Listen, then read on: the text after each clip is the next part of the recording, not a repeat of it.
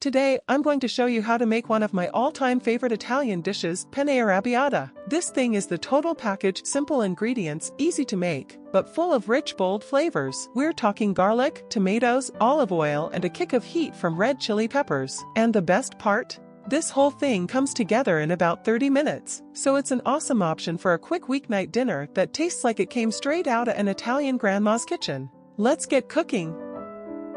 Start by coring the tomatoes and submerge them in boiling water for 2 minutes. Drain the tomatoes and peel off the skins, then mash the tomatoes thoroughly until achieving a saucy consistency.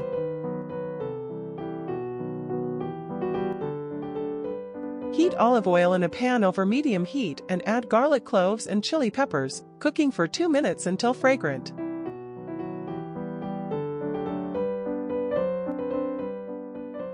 Incorporate the mashed tomatoes into the pan, seasoning with a pinch of salt.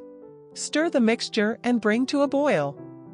Reduce heat, then cover and simmer for 15 to 20 minutes, stirring occasionally to allow flavors to meld and the sauce to thicken. Meanwhile, cook pasta according to package instructions. Before draining, reserve about 1 cup of the starchy cooking liquid.